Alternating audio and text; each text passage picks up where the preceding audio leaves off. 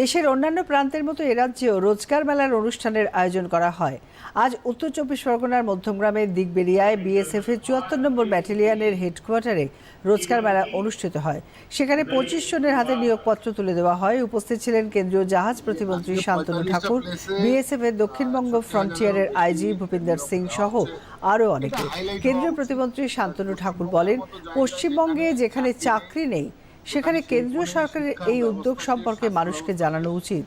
সেখানে আমার মনে হয় সেন্ট্রাল গভর্নমেন্ট কত চাকরি দিচ্ছে সেটা মানুষের নলেজে আসা উচিত। মানুষের নলেজে এলেই সেটা প্রমাণ পাবে, যাতে অন্যান্য রাজনীতি না হয় এটা নিয়ে।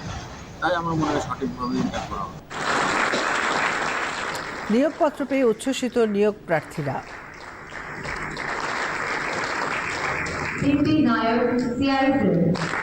बहुत बढ़िया लग रहा है। मेरे को पता मतलब मुझे आशा नहीं था कि मैं यहाँ तक आऊँगी रोजगार मेला में। मतलब कि मेरे कोई भी दोस्त नहीं आया है, मैं अकेले मेरे को कॉल आया था, तो बहुत बढ़िया लग रहा है। और मेरे 4 साल का मेहनत जो है वो आज रंग लाया है और मैं बहुत ज़्यादा खुश हूँ।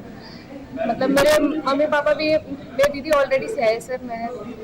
मतलब मेरा सिलेक्शन नहीं हो पा रहा था, मैं अगले साल हाइट में अनफिट हो गई थी, तो बहुत मैं डिमोटिवेट हो गई थी, पर हौसला बनाए रखी। और फिर मैंने अगले 2025 में मैंने एग्ज़ाम दिया और मैं पास हो गई और मैं अभी IIT में सिलेक्ट हुई। ভীষণ ভালো লাগছে, দীর্ঘ অনেক বছরের তপস্যার ফল আজকে হাতে পেলাম, ভীষণ ভালো লাগছে। আর কোন চাকরির জন্য আমি আসাম রাইফেল সিলেক্টেড। আচ্ছা, তোমাদের ছোট থেকে ইচ্ছা ছিল যে তুমি সিকিউরিটি মানে একটু বড় সিকিউরিটি? ছোট থেকে ইচ্ছে ছিল যে ফোর্সে আসার। যাই হোক, অনেক কষ্টের মাধ্যমে আজকে এই জয়নিং লেটার পাচ্ছি, ভীষণ ভালো লাগছে। ভগবানের আশীর্বাদ, বাবা মার পাশে থাকা, কিছু টিচারদের পাশে থাকা, তাই আজকে এই দিনটা আমি দেখতে পেয়েছি।